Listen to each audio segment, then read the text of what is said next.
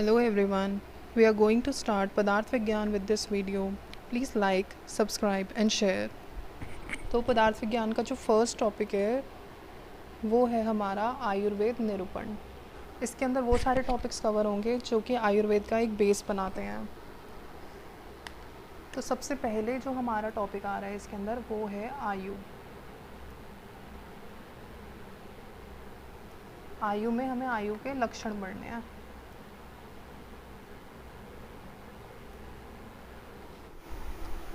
तो अब इसके अंदर हमें इसका श्लोक याद करना है जो कि है शरीर इंद्रिय सत्व आत्मा संयोगोधारी जीवितम नित्यग श अनुबंधश्च पर्यायेरु रुच्यते।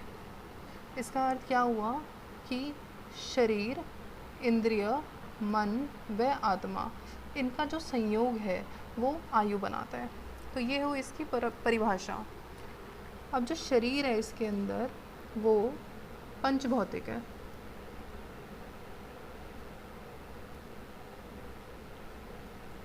यानी कि इसके अंदर पंच महाभूत हैं, जैसे आकाश, वायु, अग्नि, जल, पृथ्वी। और इंद्रियां वो भी चक्षुर इंद्रियां। इंद्रियां भी हमारी 5 होती हैं, जैसे चक्षु यानी आँखों से, स्पर्श इंद्रिय यानी हमारी स्किन से, श्रवण इंद्रिय हमारे कानों से, घ्राण इंद्रिय नाक से और रसन इंद्रिय हमारी जीवा से। अब आयु के लक्षण पे आते हैं। आयु के लक्षण में शरीर इंद्रिय सत्व आत्मा संयोग, यहाँ तक ये पहला लक्षण है इसका। दूसरा लक्षण है इसका धारी। तीसरा लक्षण है जीवितम।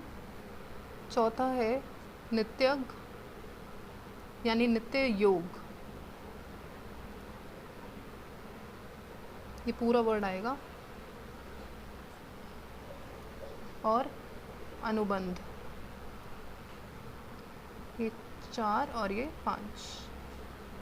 तो ये 5 हमारे आयु के लक्षण होते हैं। अब हमारा शरीर इंद्रिय सत्व आत्मा संयोग, ये जो सबका संयोग है वो जब तक किसी पुरुष के अंदर रहता है, जितने समय तक रहता है, उसको हम उस पुरुष की आयु कहते हैं। फिर आती है हमारी धारी। धारी का मतलब होता है धारण करना शरीर को, यानी कि जो शरीर को धारण करके रखता है और उसको सड़ने नहीं देता। फिर आता है हमारा जीवितम। जीवितम भी सेम हमारा धारी जैसा ही है, जो कि प्राणों का धारण करता है और जब तक धारण करता है वो जीवित रहता है। फिर आता है हमारा नित्य। हमारी पूरा जीवन है वो व्यवधान रहित निरंतर उसका प्रवाह होता रहे, यानी कि उसमें कोई ऑब्स्ट्रक्शन ना आए और कॉन्टिन्यूअस चलता रहे।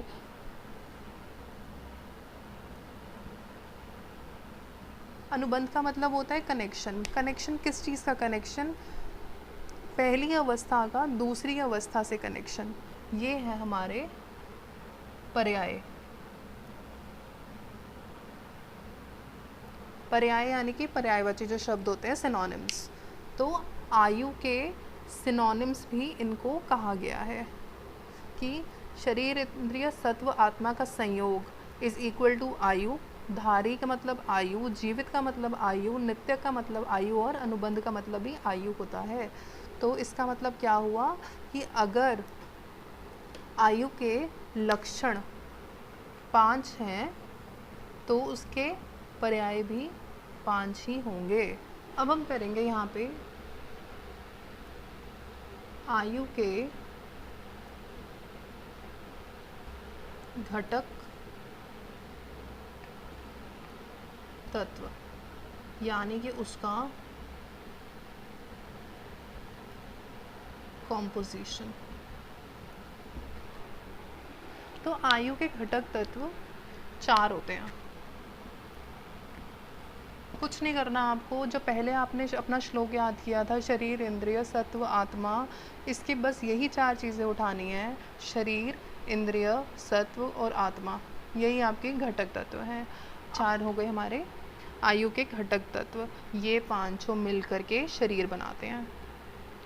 फिर बात आती है हमारी इंद्रियों की। तो इंद्रियां भी हमारी 5 ही हैं, यानी कि हमारी आँखें, श्रवण यानी हमारे कान जिनसे हम सुनते हैं, घ्राण यानी नाक, स्पर्श यानी कि हमारी स्किन, रस यानी कि रसनेंद्रिय हमारी जीवा, और मन और आत्मा, ये सब मिलकर के आयु के घटक तत्व हैं। ये है हमारे आयुर्वेद के लक्षण। इसको आयुर्वेद का लक्षण, आयुर्वेद की परिभाषा, यही श्लोक है, और ये श्लोक हर आयुर्वेद के स्टूडेंट को याद होना बहुत ज़रूरी है। तो श्लोक में क्या है? हिताहितम सुखम दुखम आयुस्तस्य हिताहितम मानम च तच यत्रोक्तम आयुर्वेद स उच्यते। यानी कि एक हमारी होती है हितायु और एक होती है हमारी अहितायु, फिर आती है हमारी सुखायु, फिर आती है दुखायु। तो इन चारों प्रकार की आयु के हित अर्थात आयु को बढ़ाने वाला, या अहित जो आयु का ह्रास करे यानी कि उसका क्षय करे। एक ये हितायु, दूसरी है अहितायु, सुखायु और दुखायु। ये चार प्रकार की आयु हैं।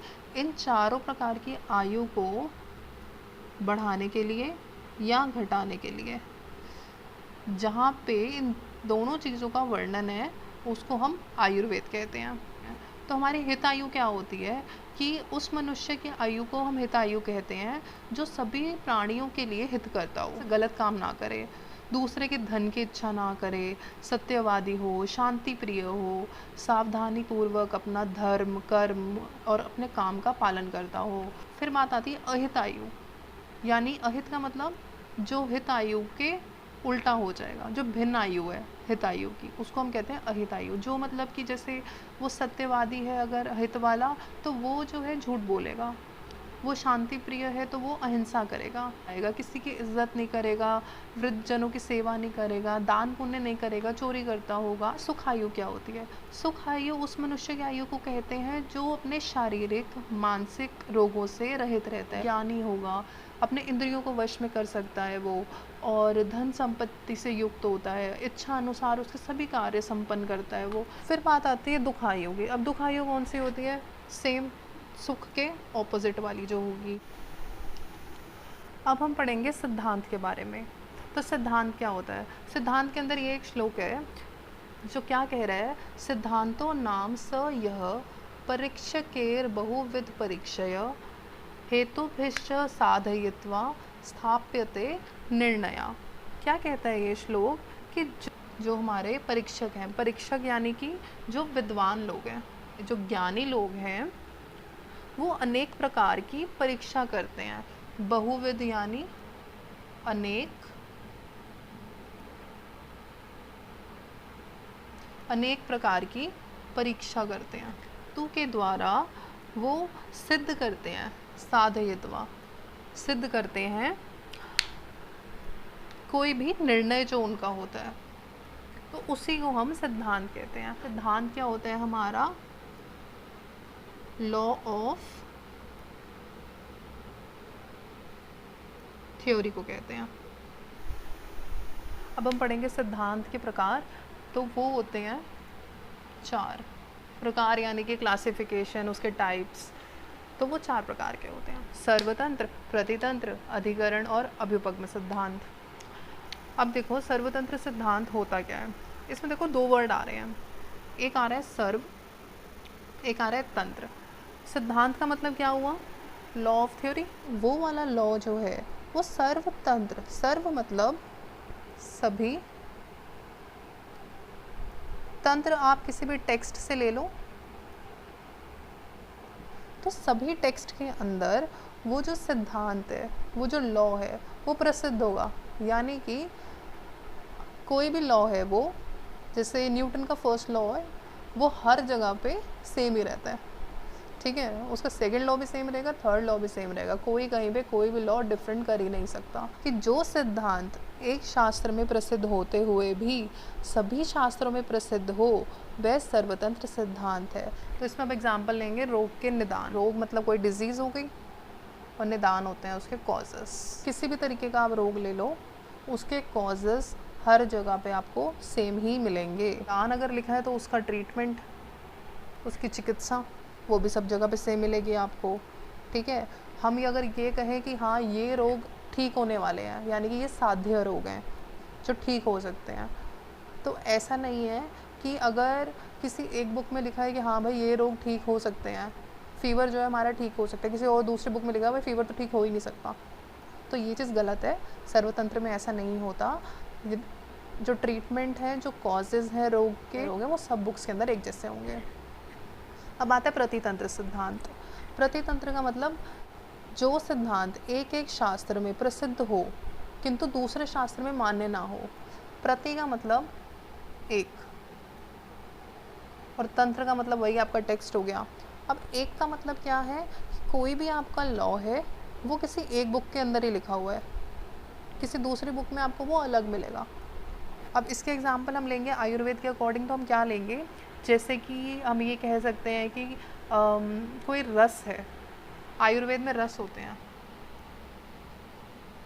अब फेमस तो यही है कि आयुर्वेद के अंदर 6 रस होते हैं, लेकिन हाँ ऐसा भी हो सकता है कि किसी और ऑथर के अकॉर्डिंग, ठीक है, तो किसी के लिए 6 रस प्रसिद्ध हैं और किसी में ये बोला है कि 8 रस प्रसिद्ध हैं। अब हम लेंगे अधिकरण सिद्धांत को। तो अधिकरण सिद्धांत क्या होता है कि जिस विषय का प्रकरण चल रहा है उसमें उसी से संबंध रखने वाले किसी दूसरे सिद्ध प्रकरण यानी कि तथ्य उसका आ जाना, ठीक है। तो अधिकरण का मतलब क्या हो गया, कोई तथ्य,